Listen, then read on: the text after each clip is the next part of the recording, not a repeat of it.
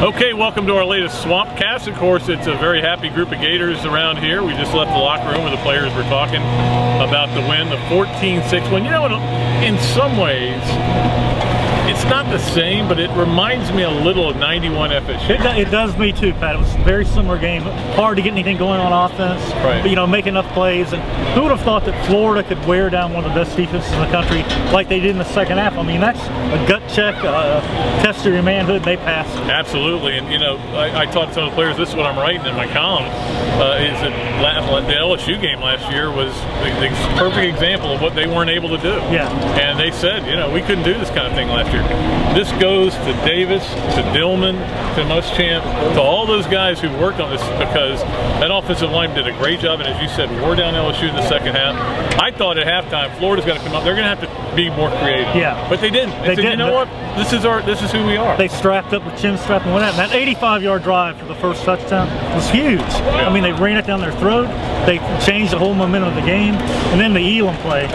Huge play. Huge play. Matt was just telling us in there, he wasn't even trying to strip it. It was just kind of instinct. And comes out and great things happen. And again, now let me go back to this, Robbie. Remember what I said before the year? That the Zook look. And Muschamp had it last year. Yeah. He ain't got it this He's year. gotten rid of Every that. review's going his way. Breaks are going his way. The Zook look is gone. Yeah. The thing about Muschamp I'm happy for is he's stuck by this whole thing, his plan, ever since he got here. Right. You got to be tougher. You got to, you know, be more physical in the fourth quarter.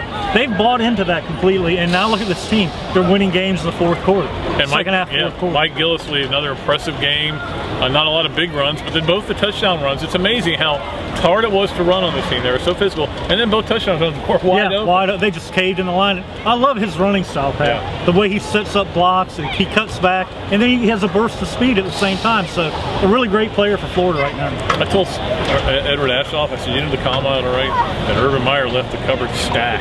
Look at all these great players. Yeah. Gillislee. Of course, they weren't great before the year. Nobody thought they had any talent at all, Well, and all of a sudden, and that's the they're thing. looking at a top 5 team now. These were all really good players, but you had to develop them, and that's what Will and his staff have done. And now they're here again, as Will said, one game, one win. Yeah. Doesn't count for 1.5, doesn't count for 2. The ultimate trap game next week with South Carolina still on the horizon. Oh, yeah. To face Vanderbilt. They've got it's a do your job game, go to work game, and we'll see a little more about Florida. We keep saying we're going to learn a lot more. We learned a lot more about this team now. And you know, when I was on CBS the other day, Rob, I said, we know they've improved this much. We'll see if they've improved this much. They've improved that much. Let's see if they've improved that much now. And Pat, the defense is getting better and better every game. They had a great game plan. They got after LSU. They stuffed a great running team, made them pass. They controlled the game as much as, I mean, LSU was great in the first half. Florida's defense is great the whole game. I know there were some sacks here, 4 sacks on Mettenberger, but 25 rushes for 42 yards for LSU. Yeah. I wonder the last team that did that to that I know. And Pat, a big play again. The fumble at the end of the half, holding LSU to a field goal was huge. To go in 10-0 at the half, it could have been a different game, but they bowed up and it kept them out of there. Huge. If it's 10-0, you're not feeling so good. No. And then Florida's got to take more chances, probably. Yeah. But they didn't. Gators win. Where do you think they'll end up ranked? Now we know South Carolina or Georgia. Somewhere in the top 5, maybe. I don't know. Did they climb that high? I don't think so. I think they'll be about 6, maybe 7, unless there's a major upset. But still, hey.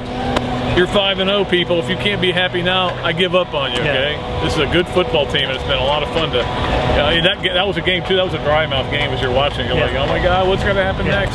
And even, you know, at the end, when they're punting, I'm like, oh, what if they block it? What if they run it back? And then he nearly breaks it, but there was a penalty, so blocking it didn't matter. Back, yeah. But the thing, Pat, near the end of the first half, Florida got a little push on the line. Yep. And I tweeted that. I said, I think LSU's wearing down a little bit. But I didn't think they were getting that worn down by that Florida offense.